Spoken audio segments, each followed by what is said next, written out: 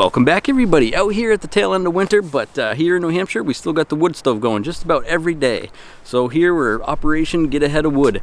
We're going to do a little bit of chainsaw work, a little bit of log splitter work, and a little bit of tractor work. So stay tuned and follow along.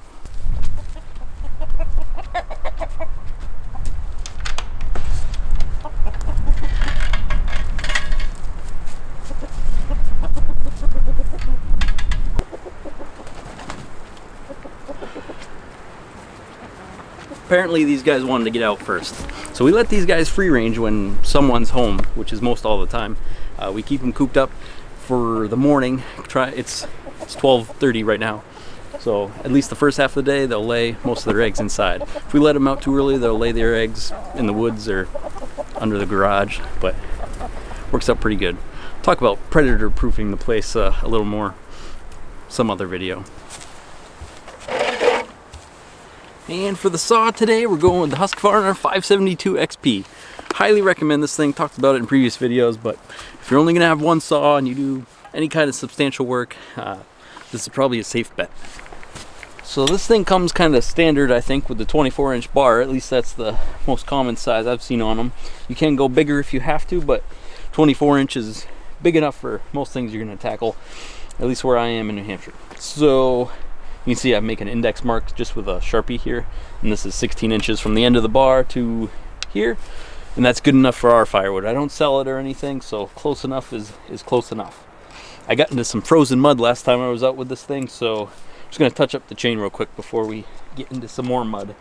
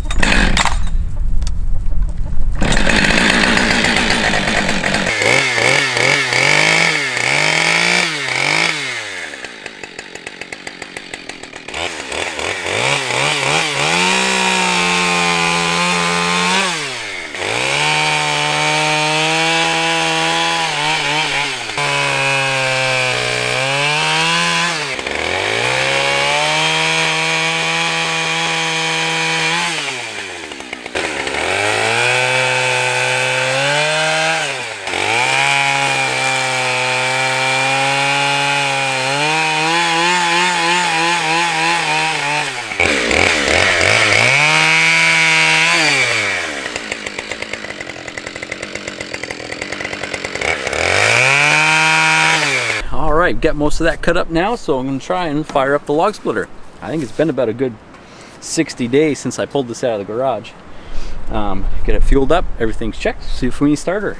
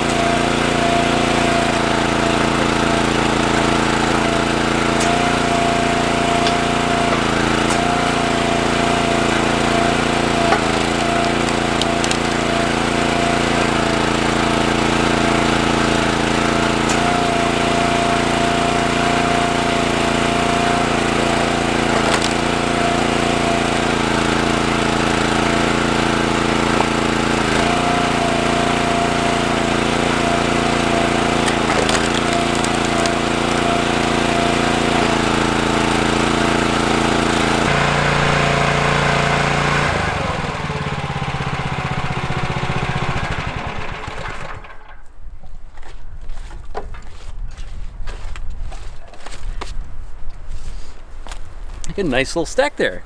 Split up everything that was whole, and now we got some old stuff. I think I'm gonna wait for my helper to come back before I tackle that, because I can, and it's good for him. Now that my pile's getting nice and big there, it's time to move the splitter. I like the splitter, but like I've said before, it's way too heavy for me to move around on this uneven, hilly ground. So tractor comes in handy. Talked about this carryall before. I love it. I slapped it together really quick when I first got the tractor.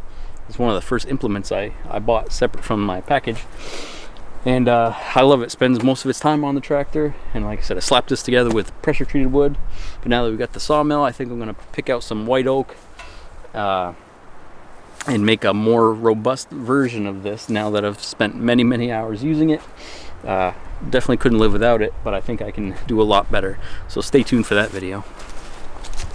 So this certainly isn't the fastest way to produce firewood, but it is fast enough for us by far. This thing's marketed with like a 9-second cycle time, and that's the full stroke. You don't need to get anywhere near that if you're just doing 16-inch wood. But yeah, that's fast enough for us. Said before, we burn about 6 to 8 cords of wood a year here at our house. And this year was exceptionally mild, so I think we might end up around 5. And with this thing, that could be accomplished in just maybe 3 weekends with the family if we all wanted to get out here and get after it. But we pick at it over the course of the year and always end up with more than we need, because that's how much you need. You always want to have more than you need.